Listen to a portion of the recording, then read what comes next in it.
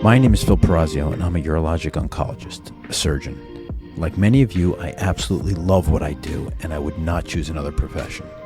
But I have struggled with professional identity, practice efficiency, and wellness over the years. Operate with Zen is a podcast designed to explore a mindful approach to surgery and to being a surgeon. By discussing these struggles and mindful solutions, I hope together we can create a community of strong and healthy surgeons. Enjoy.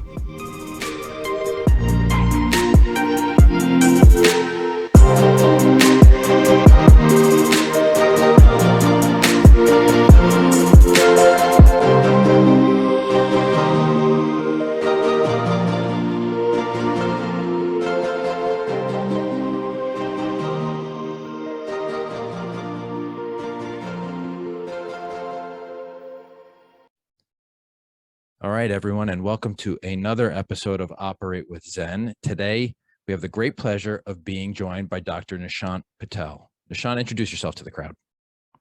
Hi, everyone. I'm Nishant Patel.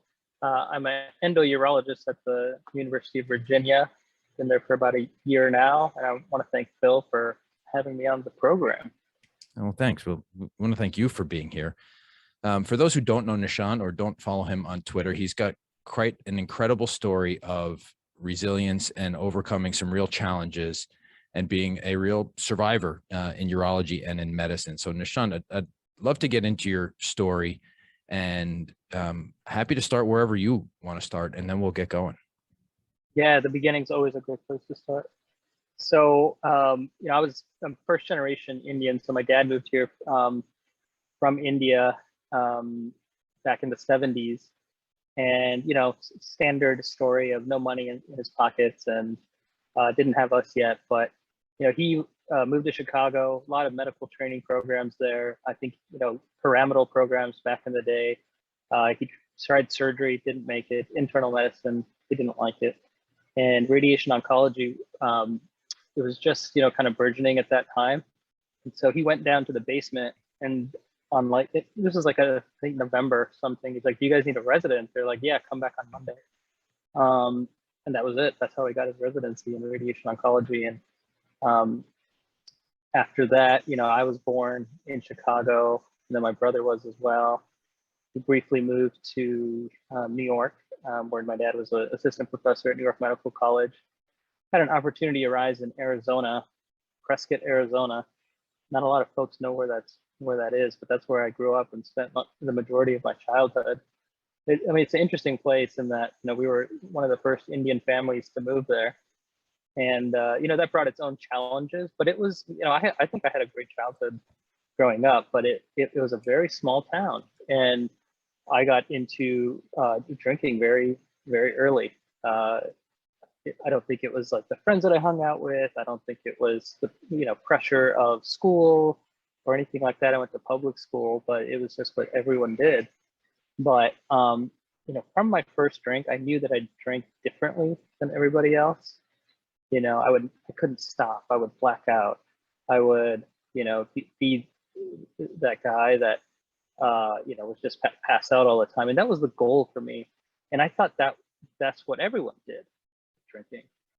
I remember my first time, and it was, you'll hear a lot of alcoholics say this, but it's like the first time they felt right, or they found that, okay, this is what I need for the kind of person I am.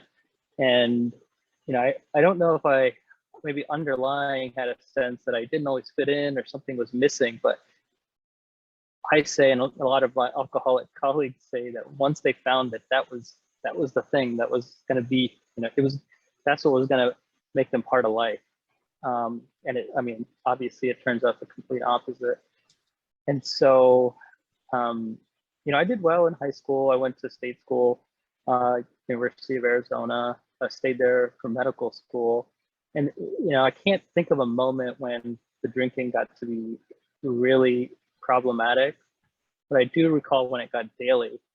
That was somewhere, in my third year of medical school.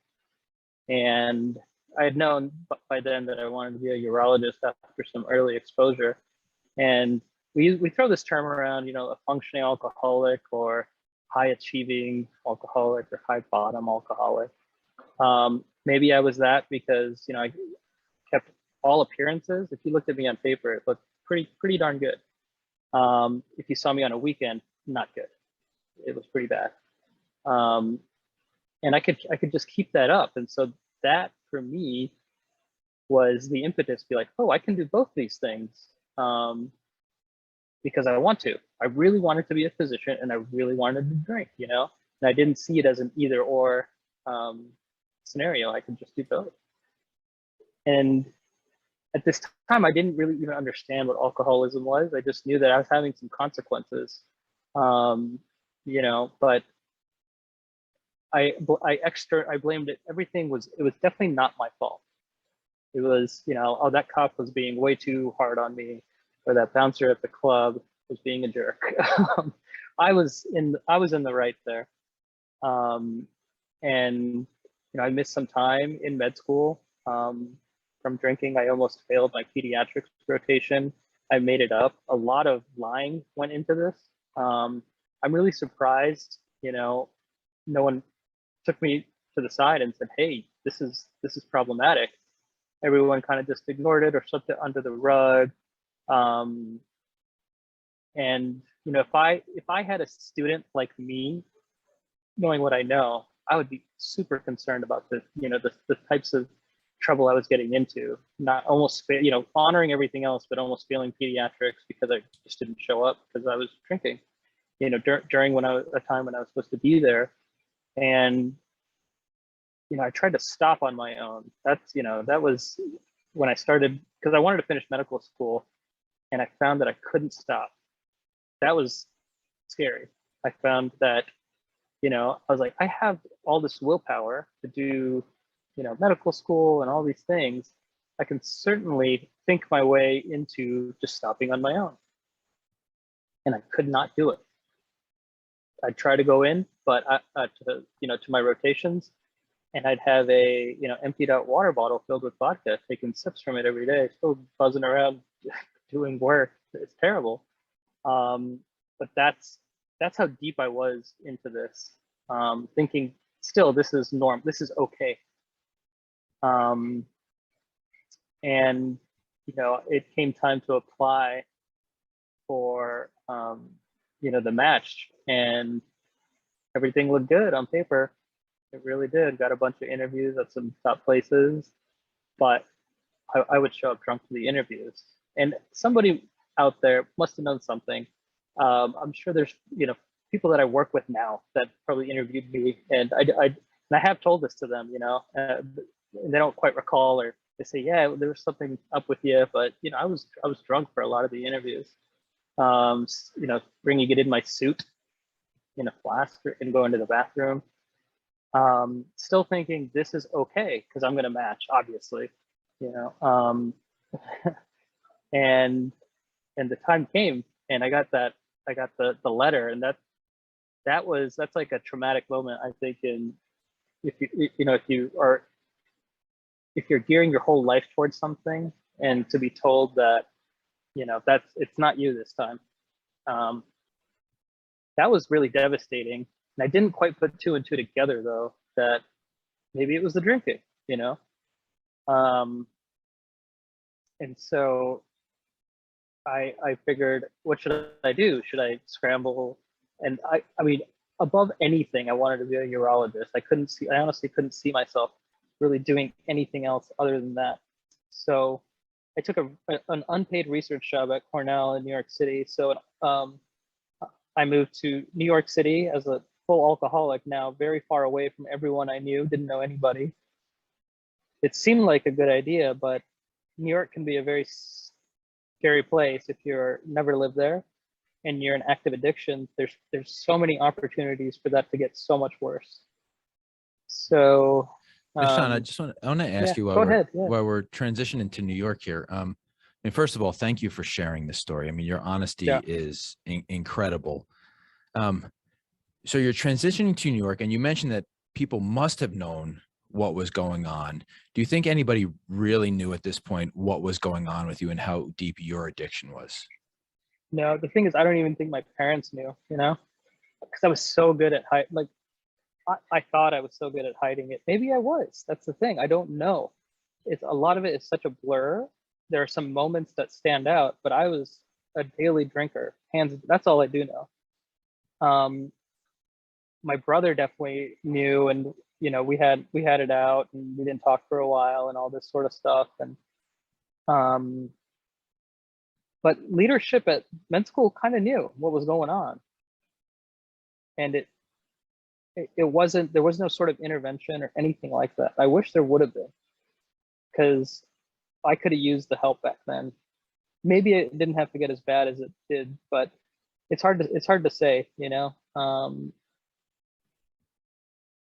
Yeah, it's hard to yeah. say. And it's hard to say how medical schools would react now, right? We would love to throw the excuse that, oh, this was 10 years ago. People didn't know better. I'm not sure that that's a valid excuse, but No. listen, I think this is the first step towards a solution, is at least talking about this and making your story known and letting other people know who have similar Yeah. stories, that there are other people out there who are struggling, and we should be talking about this. Yeah, it got very lonely, when I moved to New York. I thought, all right, my plan was I'm gonna do all this world-class research, and I'm gonna party, and everything's gonna be great, then I'll match. I was just, it was delusional almost, really, because a lot of ego was thrown in there, I would say. I didn't want to hear that I had a drinking problem. I didn't want to acknowledge it. There was no way that I was an alcoholic. Like, I had a different picture in my head of what an alcoholic looks like. And I got in more trouble. And I mean, I got drunk and got hit by a cab, broke some ribs, didn't show up for work for a bit, didn't really tell anybody about that, would make up tons of excuses. Did get some research done, and it was, published and all that. It was, I did learn, I would say, quite a bit. And this was the first time where I sought out AA. So, everyone has a different perception of what AA is. I thought, people just get addicted to AA, and it's almost as worse as alcoholism, which it is not. It's a program where they, stress religion, God, and it's really not that either. The reason AA exists is for other alcoholics to help other alcoholics achieve sobriety. And I remember, sitting alone in my apartment thinking, I've got to do something. This is crazy. I cannot stop drinking on my own. I need to. I'm not healthy. I had my eyes started to become yellow. My liver enzymes were elevated. My withdrawals, oh my gosh, I want to go into that for a bit. Like, my physical, I was completely addicted in terms, like, spiritually, mentally, but physically, it was, in med school, you read about delirium tremens and hallucinations. I was like, no way. And then it happened. Then it, full on withdrawals, and it's not safe. So I knew it wasn't safe. So, I would wind up in hospitals to detox and all that. And I've had seizures before from withdrawing, like really scary events. And Nishant, putting to context, because I've heard your story before. Yeah. Tell the audience here, how much were you drinking? What was your daily consumption? Yeah, so there's a fifth, which is 750 milliliters. It was sometimes two of those. Yeah. Sometimes 1.5 liters of straight alcohol. And I weigh like probably at that time, like 135, 140. And so my tolerance was just so insanely high, because I had done daily drinking the last 3 years, and it, I get surprised that I'm still around sometimes, thinking back on it, like, it was so much alcohol that my body was just, almost shutting down, right? And I would detox for a while, feel okay. I'm like, hey, see, I stopped. And I'd start right back up again, because my physical attraction to it, and then the withdrawals, they were just so extreme for me. Like even objectively, if I looked at myself, you know, I've treated alcoholics, and I'm like, okay, well, yeah, I was right there with you guys, right? So that was a big problem. You'll meet other alcoholics where, you know, they didn't even drink every day, but the things they did when they drank was problematic, or they drank, you know, some every day, and it started to get in the way of relationships. And I know plenty of people that were worse than me, if you can imagine that. Tons of people. And I know tons of people that are worse than me that didn't make it, that are dead basically. In being in recovery, you have to kind of, it's part of the lifestyle. You hear about people dying from this disease. It's absolutely crushing, but it happens. And I'm glad, you know, during those times when my drinking consumption was at its worst, that I made it through somehow. So, you know, I was feeling so ill that I just wanted to try something else. So I walked into an AA meeting without anybody, just walked in. And this lady just started talking about, you know, how she would hide liquor. I used to do that all the time, at work, at home, hide it from myself. So in drunken stupor, so I would somehow mistakenly find it again if I was looking for it, or hiding it from people that would come by. So just stashing it. And I thought I was the only one that did that. But this lady is talking about it. And she's talking about keeping it from her boss and her family and consequences and all this stuff. And it was too much. It was too much truth. And so I just walked out. I couldn't deal with it. It was like the first thing, you know, I was exposed to that told me, hey, all right, you may have a solution here with these people, but my brain wasn't ready for it. Like I wasn't ready to live a life without alcohol. It wasn't gonna gel with me. So I'm sorry. So you may need to cut this part out. Yeah, no worries. Take your time. Get settled in. Make sure you're comfortable. Well, I don't want this to glare from the. Yeah. Hold on, I got it.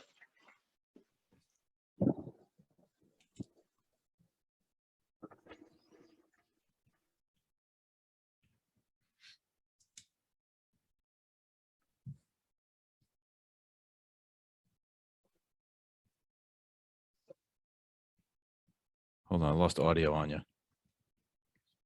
You have it again? Yep, you're good. Okay. So I walked out of that meeting and I didn't go back. And by this time, work, you know, the PI, pretty big name in urology, is starting to get a little worried that I'm not showing up, that I'm, you know, obviously drunk and all this sort of stuff. And, you know, he talks to me about it, and he's like, you know, this is an unpaid job. You know, you're here to learn. If we can't do this, we're gonna have to let you go. And that for me, that was kind of not an option. It was not an option to do that.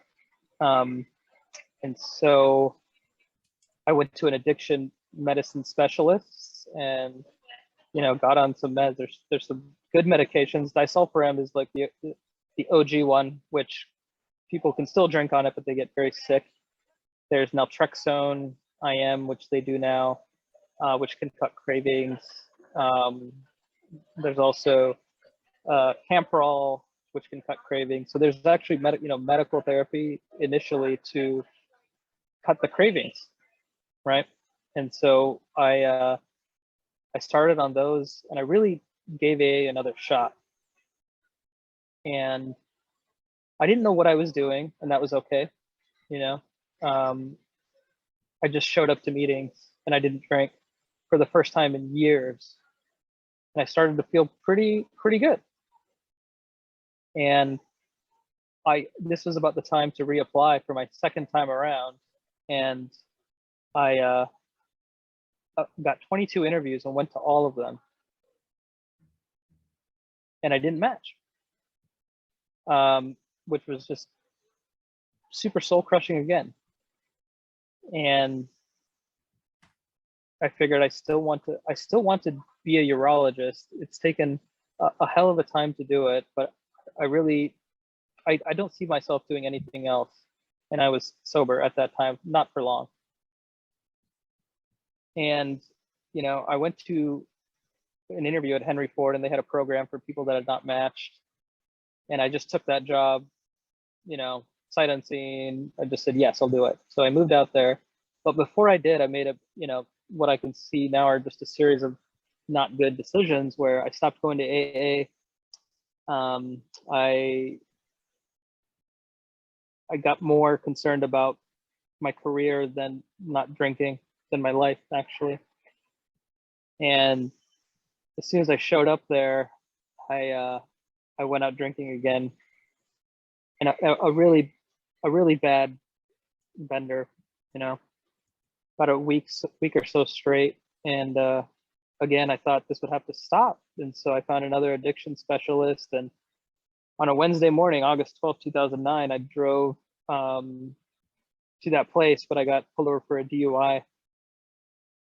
And you know, I blew like a .4 and went to jail in Detroit,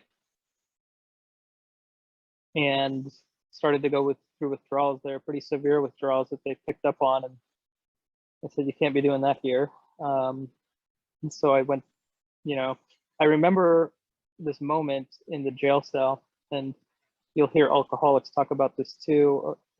Even in a, you know, a drunken stupor where everything is just terrible, you get a little moment of clarity. And I sat there, and things got suddenly so clear that I had two options. One was to die from drinking, and the other one was anything else. Whatever life was, I wasn't ready to handle full-on life, but the not dying part really appealed to me. And I sat there thinking about that choice. To any you know, non-addict, you'd be like, well, obviously, my man, you don't want to go down that path. But that path sounded reasonable to me at that point. And that's the reason why it took so long is because I was, you know, probably completely depressed from the alcohol and maybe other reasons, and just kind of just burnt out from the alcohol. Like when you get burnt out at your bottom, you almost have no emotions. It's a very scary place to be, where you don't desire anything, you're not really fearful, you don't want anything except for the booze. And that, I've seen folks in that place, and it's a scary place to be, void of emotion. That person's in danger when I hear about that. And I chose life. I did at that point. I said, I don't care what it takes. I don't want to die from this disease. And that slowly started this cascade. I mean, it's just a trickle of hope. That's all you need sometimes. You know, I just came straight out to all the folks at Henry Ford, basically told them what I'm telling you. You know, I've been drinking for so and so long. I need help. I need so much help. I don't know how to do it. And there's a guy that works at Henry Ford, and I'll mention his name because he's an amazing guy. His name's Jim Peabody, and he was essential in keeping me on board and making sure that I got through this phase of my life. You know, and I still keep in touch with him. He was part of the there's physicians and other alcoholics that I owe my life to, essentially. You know, not just my career. That's fine, but my life. And so I went to inpatient rehab for 6 weeks, intensive outpatient, got deeply ingrained into AA, understood what it was, understood that it's okay to surrender to your disease, that you're not in control of it sometimes, that your life's out of control because of it. And there's a solution, right? You don't have to suffer, because there was so much suffering with alcohol. And I applied again. It was that time to this is the third go around, and I did it earnestly. And I asked Peabody, like, should I tell people about this? He's like, only if they ask, but nobody would ask because there was, I was like, that sounds like a good compromise. And so I didn't tell anybody until I matched at my #1 at UCSD. And a lot of folks know Chris Kane, instrumental in also helping, saving my life and my career. He, I matched, and I told him the day after, this is what's been going on. I am 4 months sober. It's not a lot of time. And I remember him telling me, he's like, well, how do I know that it seems like if you move, you're going to drink. I go, it does seem that way. Yeah. He's like, how do I know that as soon as you move here, you're not going to pick up and, we'll have to find a replacement for you. I go, you don't know that, man. You don't know that I can tell you my intentions. I can't give you my word on that, And it was weird that honesty is what convinced him to just, not find a replacement at that time. So I hadn't done anything egregious yet. And that's where we started, was uncertainty. And sometimes that's okay to start, it was a beautiful mentorship, but it started at a leap of faith on both ends. We each had to kind of, because I needed his support and he needed a resident. And that's how we started it. But it did blossom into something really kind of special. Because in California, when you apply, it's difficult if you have a history of even a DUI or alcoholism. And I I told them the full story, and so I was placed on a probationary license. As soon as I moved to San Diego, I got again deeply ingrained into AA. I was part of the UCSD physician monitoring program, where other physicians, this is the first time where I got to sit down with other physicians that were going through the same problem. Some had worse stories, some had not so bad stories, but we were all in the same place, because we all had some issue outside of work that was affecting our ability to work, potentially. And those folks were great to kind of bounce any ideas off of. Being a surgery resident and an alcoholic at the same time is tricky. It's really tricky. I can imagine. Because I would have to go leave to go, pee in a cup every week randomly. So as an intern, I'm on trauma call, I'll be like, hey, I had to tell everybody basically where I was going. So for me, that really helped in terms of accountability, because I've told all these people, oh my God, there's no way I can pick up again and just let all these folks down, right? That was one of the things that kept me going, was I set up multiple layers of my own accountability. And it worked.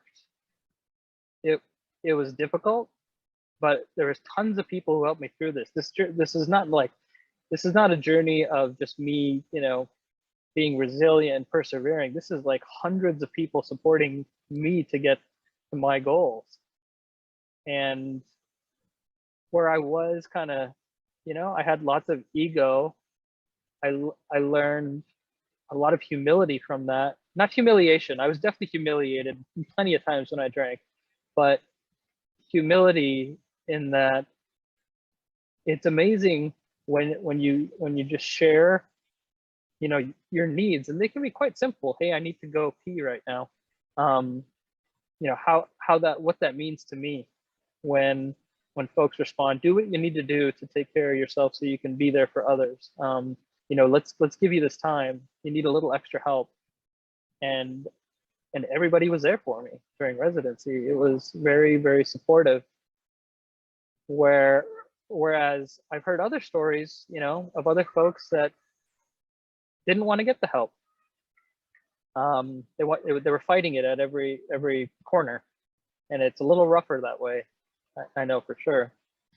Yeah, I want to ask you a little bit about that, Nishant, if you don't mind. Just to kind of reflect on some of what we've been talking. I mean, you know, your story is incredible because you're so insightful about the way you reflect on this now. And just to kind of bring us back, moments of clarity, trickle of hope, the deep gratitude you express, as well as the deep honesty you've kind of shared, you know, not only today telling the story, but you shared with Chris Kane, you shared with Dr. Peabody, you shared with people who were there. I mean, the honesty is really, I think, notable here. We all know that there's people out there who are struggling right now with what you went through.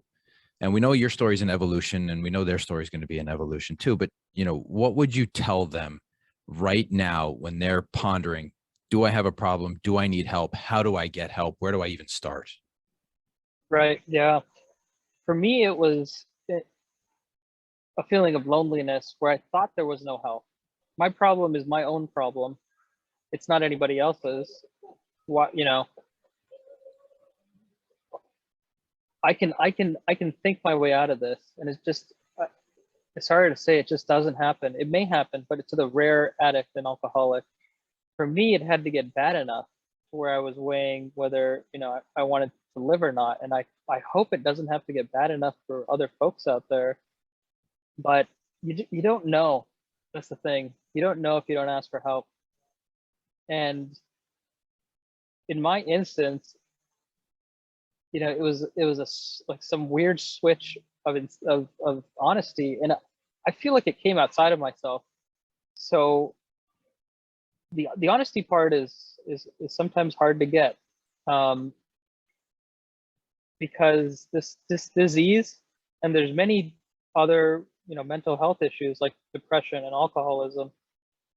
They they lie to us, and I've suffered both. You know, it gave me a false sense of what reality was, you know. And nobody here, some of the kind of tropes is nobody gets me, nobody understands me, this is my own problem, nobody loves me. That's a bad one, because there really are people that love you. um Nobody wants me to succeed, false. um I'll never get better, false. And so these things that these diseases are telling us are the truth. And it's just, it's not the case. It's a subjective hell. Objectively, I can tell you there's people out there that support you, that know exactly what you're going through. Actually, maybe not exactly, but pretty darn close. And there are people that have been through this path of, can I come back from this as a successful doctor or a successful husband or a father? Is that even possible, or have I lost everything? And that's not true either.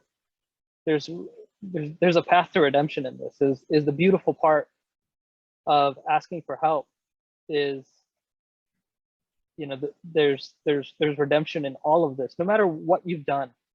And I've heard it all. I've helped other alcoholic physicians, other alcoholics, and, you know, the stuff that we do in our alcoholism can be redeemed in sobriety. So, yeah.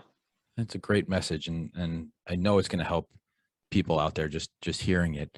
Uh, tell us specifically about being a surgeon and how interacting first in the hospital with other surgeons, other physicians, good or bad or both.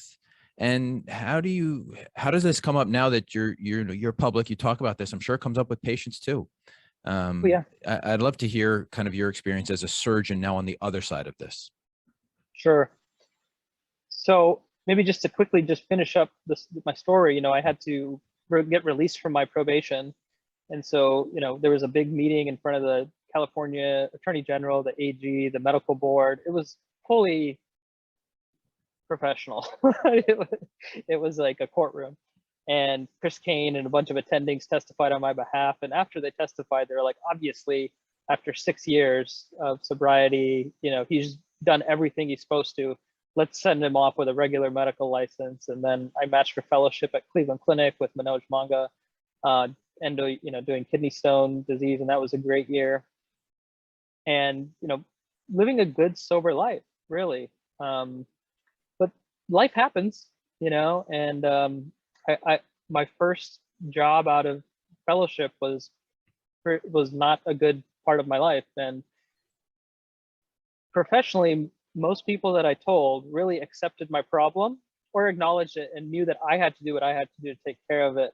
But not so at my first job. I was kind of, discriminated against, it, punished, or whatever you want to call it, for this problem that I had. And it turned out to be a very kind of toxic job for me. And it almost led me back to that dark place, really, of hey, a drink sounds okay after what, 9-10 years. And so those feelings are okay to have. This disease lives with me forever. I think it doesn't go anywhere. I get a daily reprieve from it because I do work to keep it at bay. And a bunch of family stuff happened. I had kids, I had some congenital issues and all this, and none of it really, drove me to drink again. But I had to make changes in my life. I had to find a new job. I had to move, and it was the right thing to do. Right now, I'm in a place that supports me beyond anything I can imagine. He's very happy to have me here, and that can happen. Not everyone is going to be accepting of my story, and that's okay. It's not my fault. It's not their. It's just what it is. I'm not in control of other people's motives at all, especially in surgery. So surgery is to me a lot about control in the operating room, being definitive. But for me, it's also about being mindful. Also, mindfulness in surgery, mindfulness in my decision making, and really, we deal with a lot of patients with addiction. And I've been through, training, and I know what's said about addicts. I know the types of wording, the language we use to describe addicts. And it's hard to hear being one, And so I will step up and say, that's not how we talk about human beings. These people are hurting. And while I may not be able to help them with their addiction at this moment, they have a surgical problem.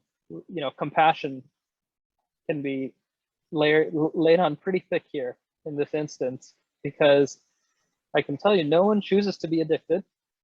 And addiction is not about hating oneself or trying to burden healthcare workers. It's about pain. It really is. And they want to ease some of that pain, and that is what we do. And so when I see addicts and other alcoholics come through, sometimes I'll share with them, who I am and what I've been through. And I know that I've led some people to sobriety. Not everybody, but some people. And to me, if I want to be known for my legacy in medicine, it's that. I can be known for doing great, kidney stone surgeries and all that sort of stuff. But if I want to be remembered, it's that I maybe helped somebody get sober who was a patient of mine. And that's just super touching. I hear there's some stories and people still keep in contact with me, not about their kidney stone surgery I did, but the path I led them to sobriety. Yeah. Wow, Nishant, I mean, it's absolutely incredible. And I think the whole message of easing pain, I mean, that's what we do. That's why we get into medicine. For one sense of another, we're all here to ease somebody else's pain. That's why we do what we do. And being able to step away from yourself and really look at others is really incredible. Part of surgical culture, I would say, is drinking and alcohol, and it's kind of, I don't want to use the word celebrated, but sometimes it's, hey, we had a tough case, let's go get a drink, or we need to get together as a team. How does that fit into your culture now? And when do you think, and I know you're not a substance abuse expert, but you have expertise, we'll put it that way. When is it too much? When is somebody, when is a cocktail after a case too much? Yeah, no, that's a great question. I think, you know, outlets are great for surgeons. Um, and camaraderie is great in surgery. And the collegiality is fantastic, I think, for what we do. Um, because we all go through very, intense periods during the day, no matter how you cut it, you know. It can become very intense. And um, so starting in residency, I started giving talks to the medical students, to the residents about my story, about sobriety, about how to identify colleagues, maybe. Um, it's easy for me. It's something you almost have to train folks to do, the cues to pick up on, you know. And it's a lot of it, my stories never made sense when I was drinking. Like, that doesn't make any sense, Nishant. Um, you can smell it. Sometimes people, they look disheveled. They're not showing up on time. These can be signs of all sorts of stuff, right? Personal issues. But I always get asked, like, who do you tell?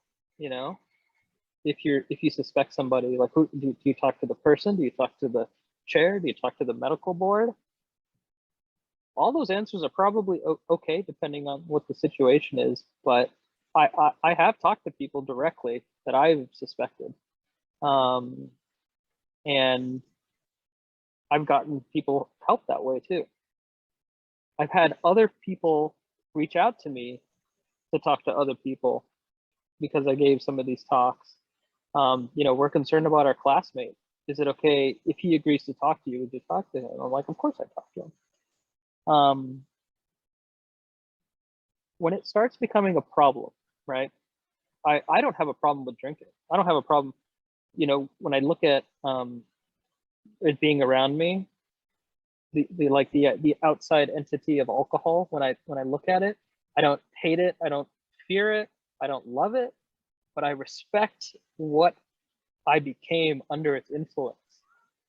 That's what I feel about it. And so, we'll go to Christmas parties, it'll be around, and everybody knows I don't drink. That's just kind of my thing. Like, I want people to know I don't drink. It's fun.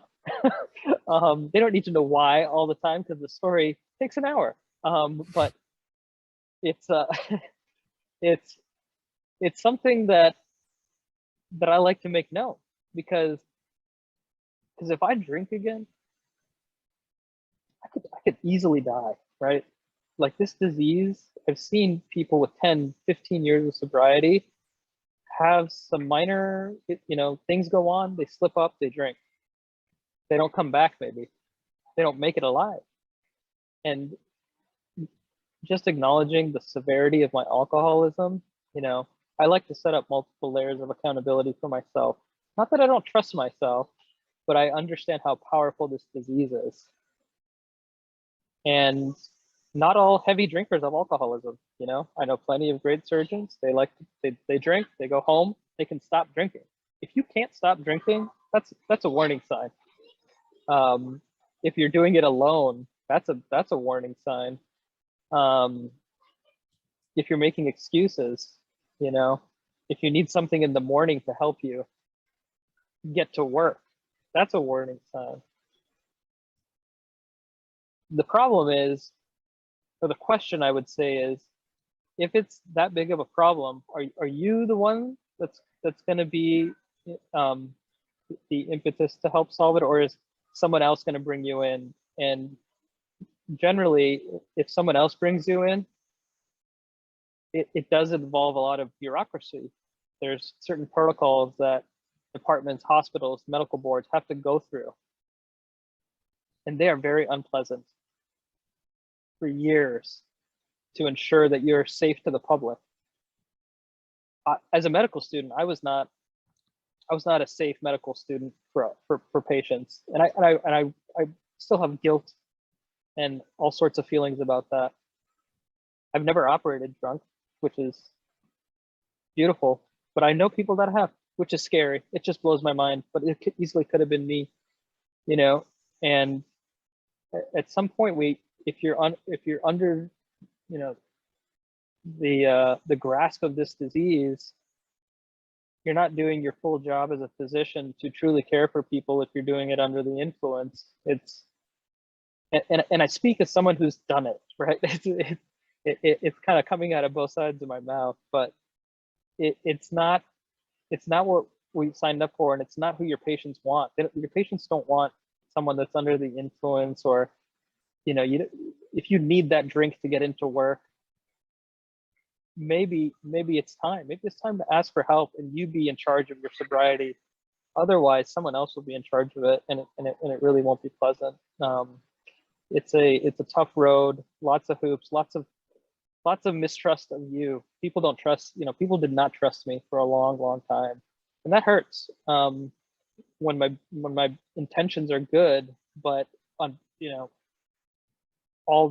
my history, it doesn't purport well for being out in practice. It's hard to convince folks that I'm sober. I'm fully committed to sobriety and my patients. But when that mistrust is there, it's sometimes hard to get back. And that's one of the stigmas of getting help. It's a huge stigma because you don't know how it's going to be received. Are they going to just fire me? Are they going to, send me to medical board jail? That doesn't exist, by the way. And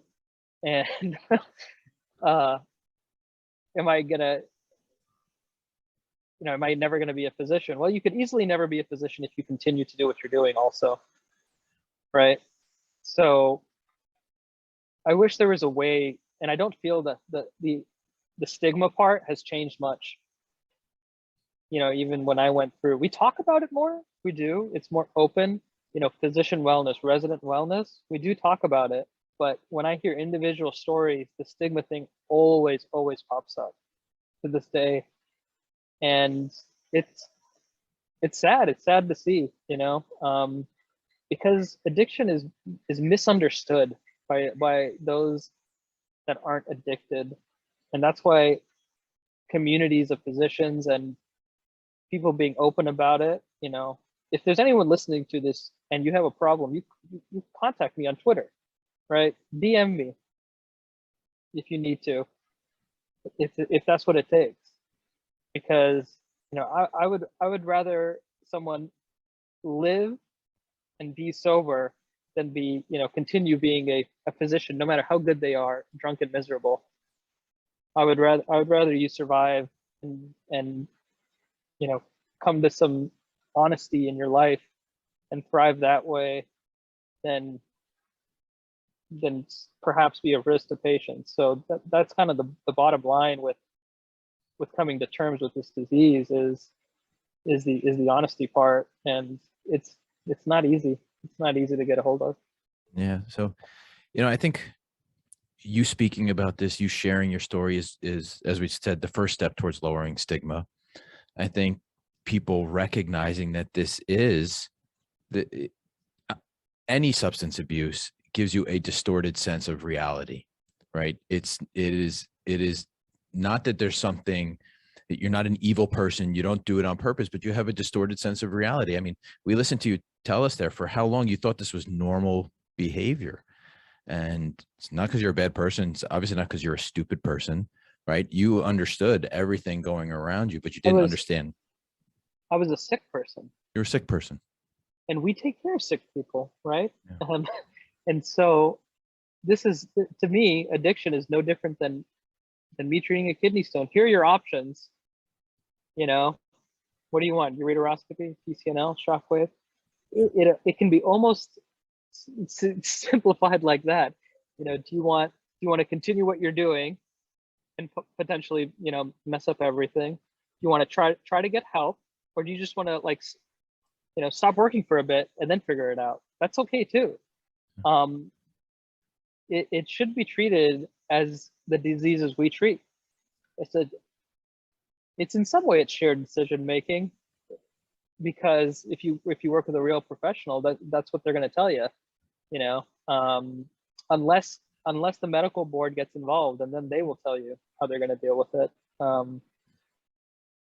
So yeah, I think that's a strong message too. I mean, you can do it on your terms, or you can do it on somebody else's terms, and maybe that'll help some people get across the line too. Yeah. Nishant, I wanted to ask you, you mentioned mindfulness. Is mindfulness part of your daily life too? You know, Yeah. So just to get into like some of the AA work. So there's some basic tenets of AA, and that's kind of honesty, open-mindedness, and willingness. And the work that I talk about that I do is I go to meetings, I talk with other alcoholics that have more time and less time, like new alcoholics, and prayer and meditation. And so the prayer part, it's kind of I do it on my own, and the meditation thing, we often have like group meditation meetings, or even during COVID, we had AA Zoom meditations where we just sit there with like 100 people and meditate. Very cool. It's a very powerful thing. Um, and that brings me, to mindfulness too, is part of that meditation. And the arc of sobriety begins with first becoming physically sober, and then kind of mentally sober, and then the last step is spiritually sober.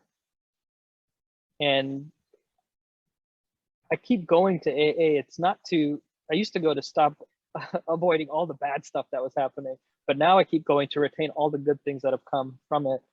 And just the sense of awareness of who I am now, as a surgeon, as a father, as a husband, a son, like where I fit into this whole puzzle of life.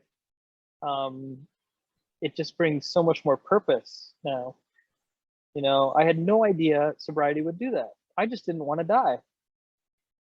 And now I'm really trying to figure out the nuances of living and thriving in this new life that I have. And the mindfulness aspect, I love applying that to surgery and taking my residents through it, right? And say I'm doing a PCNL, there's a certain way we do it. And I take them through almost every hand motion. I'm like, this is how we're going to lay this wire back on the table. That needle needs to be over there. Not in like a harsh, critical way, but just the way I do things. So my hands, and I'm sure you've had other folks, and you've even talked about this, the flow of surgery. And that's when I get into it, is when things are flowing. And that flow has now been applied to my life. When I'm sober, it's not effortless, but it's much easier for me to be an active surgeon, part of an academic center, a present father, a present husband, and a member of my AA community. If I'm doing all those things, mindfully, and obviously I can't. Everything takes priority in terms of time spent on it. Number one is sobriety, because if I don't have that, I don't have anything. Everything else kind of falls in there, and it's all moving in different terms of priority. Family's usually up there at pretty high, than work, but it's all in flux. And when it's all in flux, that's when it flows, because I love it all, right? I love being part of the AA community. I love helping other alcoholics, teaching residents, being a surgeon, helping patients, being a dad, being a husband. This is what makes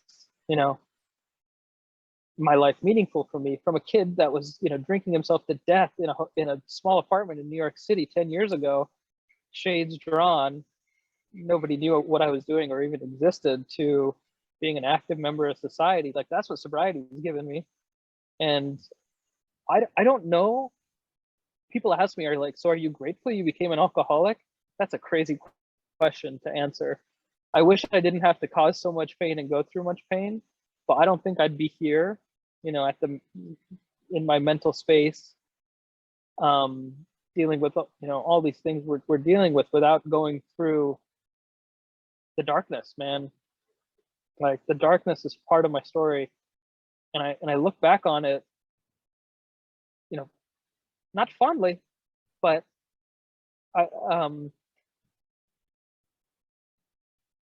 my parents are like, yeah, you were a different person when you drank. I was like, no, I was the same person, but I was all the worst versions of myself. And I am by far not right now the best version of myself at anything. It's all a flux, I still have all these issues come up with ego and anger, but I don't drink over it. right? I have ways to deal with all my issues. Drinking is not the first go-to answer for me. It's the dead last, hopefully not even on the list. But life is good now.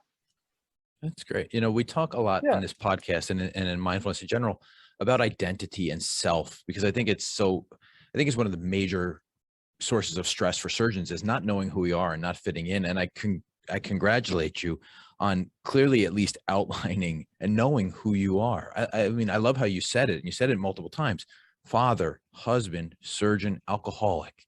That's who I am, and you're doing well with it. And you've turned it, and not only have you turned that into it, that's who you are, and you've purposed it. You've made it your purpose, and you're thriving in it, and you can see it as we talk today. Thank you. And it's always so emotional to go through this, right? Because the drinking can seem far away, you know. The pain can seem far away, but I'm reminded by, you know, my alcoholic community always reminds me that it's only a drink away too. If you want, if it will come back to you. And so that's the work, you know. And it's okay that I'll never be cured of alcoholism. I'm okay with that. I'm okay with it. I know. I get a long-term remission, you know, or I get a daily remission basically. You know, there's so many great cliches in AA that could be applied to surgeons, like you know, just one day at a time. Easy does it. I mean, these are just very simple things, and they're said over and over, and for good reason.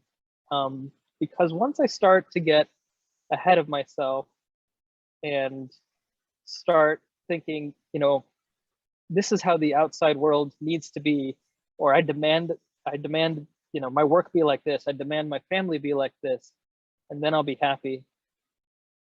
Eckhart Tolle, you know, I read a lot of all this stuff, you know, Deepak Chopra, Eckhart Tolle, Wayne Dyer. He said, I saw him speak once, and I was pretty close, and they were talking about these expectations and our demands of the outside world. These things need to be in place so I can be happy. And he said, as soon as we stop expecting and demanding the outside world to satisfy us, it finally satisfies us. Meaning, the work is in here, you know. No matter what happens at work, you know, I'd like to think that I'm the same guy talking to you as I talk to my patients, as I talk to my residents, as I talk to my husband, I mean my wife, and talk to my kids, because in this whole, you know, whatever we're going through this life, we're the central players. Wherever we go, there we are, right? And we have to realize that how impactful our actions, our behaviors, our words can be, because we never know. I never know what I say to a patient, what may affect them negatively, positively, or another alcoholic, or another person just on the street. And so these are new things I'm finding out. Like, this is, you know, I always have goals for the year, and my goal is like intention right now. It's like I have to be very careful with how I act, what I say, what I do, because our actions have ripples on other people, and especially at the hospital, we're working with hundreds of people a day, and it's a cool thing to look back on the day, whatever day you've had. And alcoholics do this. They write a gratitude list, right? And I do that. And oh my God, if you've had a crap day, if you write a gratitude list, I challenge you to feel the same way after that, after writing that out.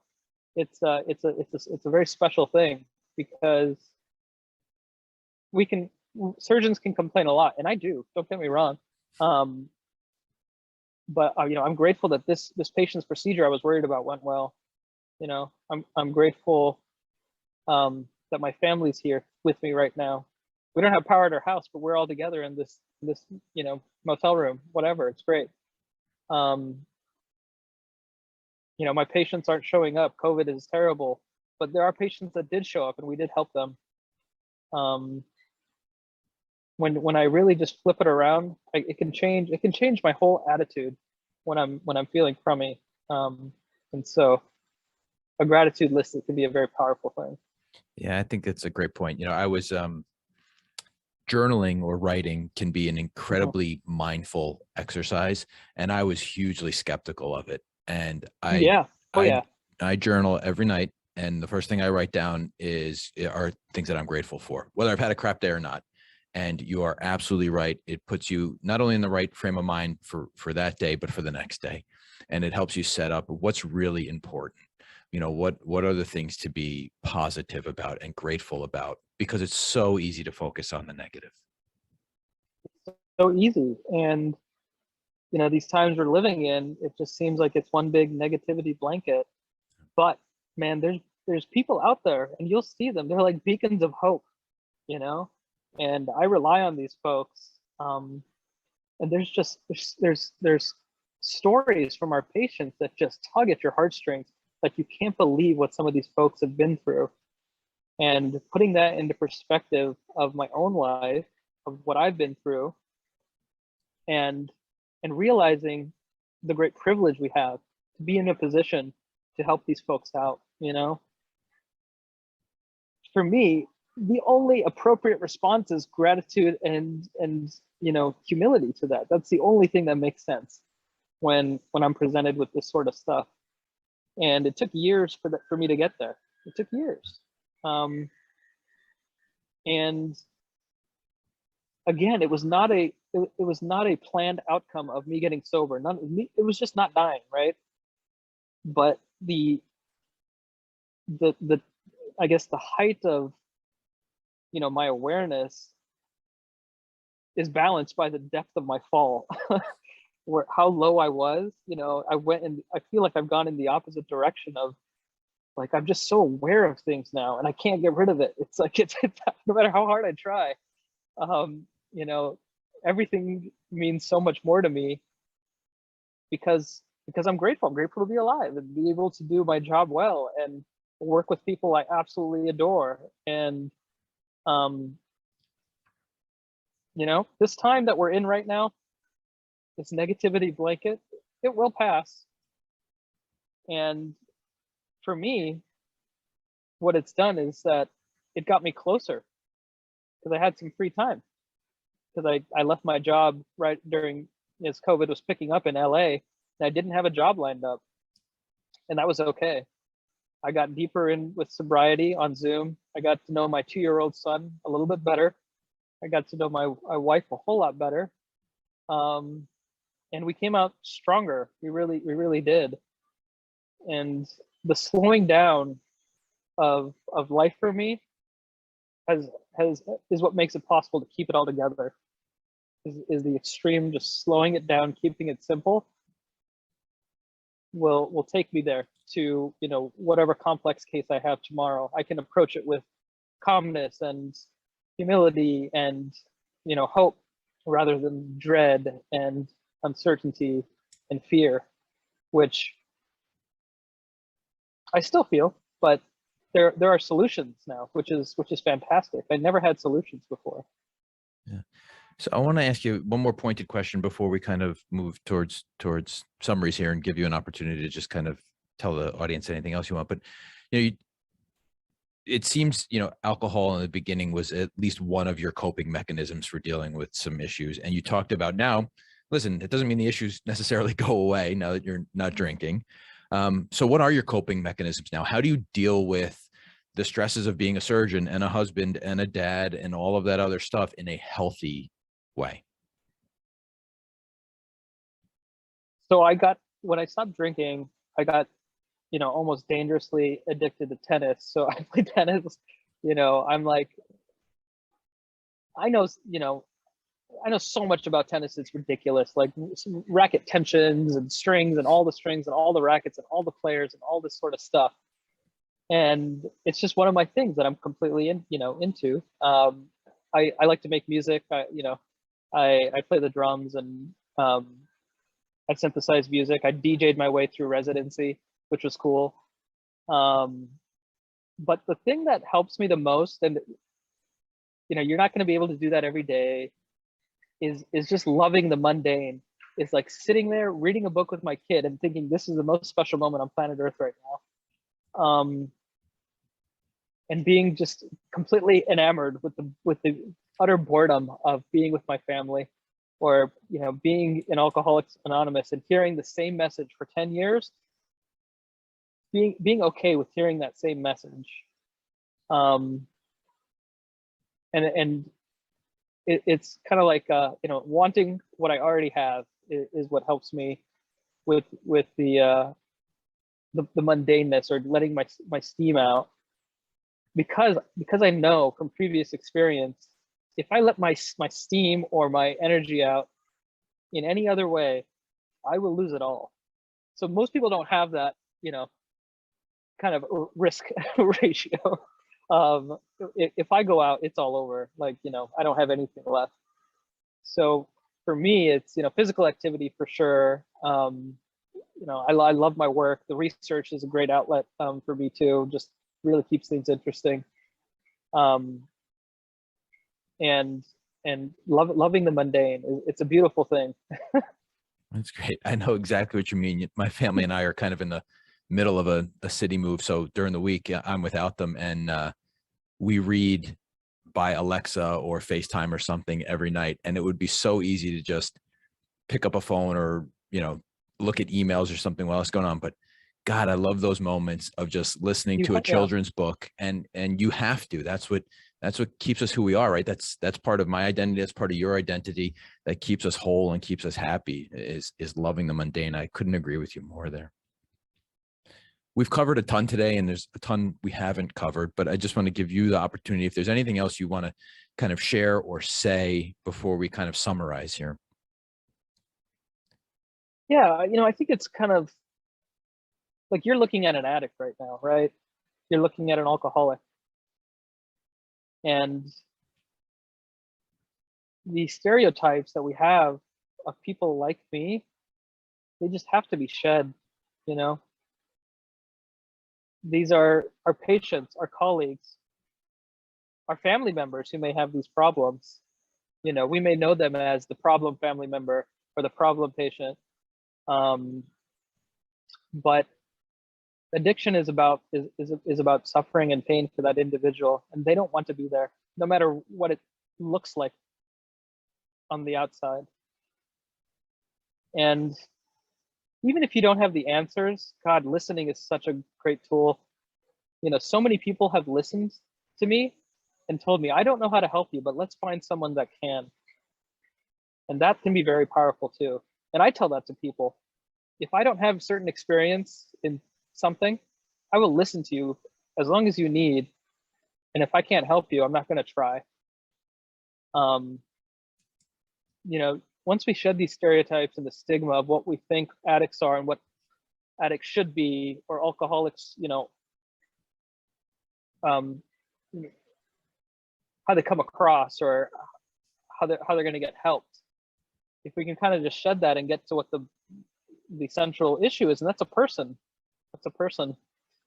And that's all I am, man. I'm just, at the end of the day, I always like to say I'm just especially with my alcoholic group, I am a garden variety drunk. I'm just like you. I have a really bad drinking problem. I found a solution. I don't need to drink anymore. Unfortunately, they've also made me the medical officer of the meeting, and now want all the, all the instructions for COVID and all that. So that's a whole other battle. But there's physician groups out there that are great, that can really relate to what you've been through. There are nurses groups. There's veterinary doctor groups. There's CRNA groups. There's all sorts of different groups out there for people that struggle with this disease. And it's not your fault you got there.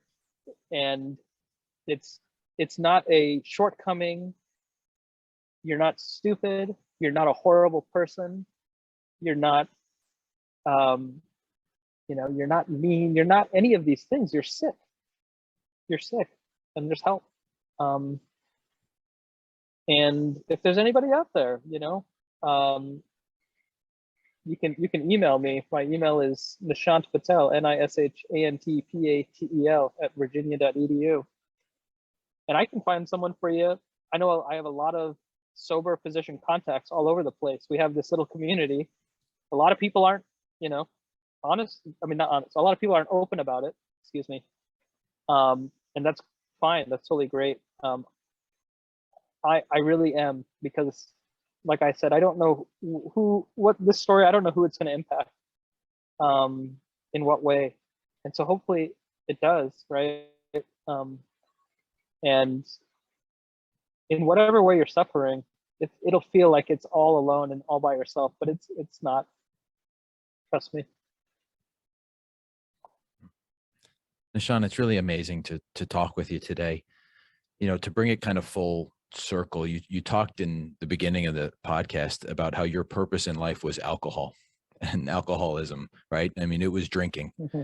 And Yeah. to see now where you've clearly defined a purpose of setting a legacy of helping people with addiction and with this issue, it's really incredible. And just to kind of highlight some of the things that you said and we talked about through this, how you progressed from a moment of clarity to developing a trickle of hope and being deeply honest with yourself and with others led to kind of your transformation, and expressing deep gratitude to others kind of throughout this has really helped you and continues to help you.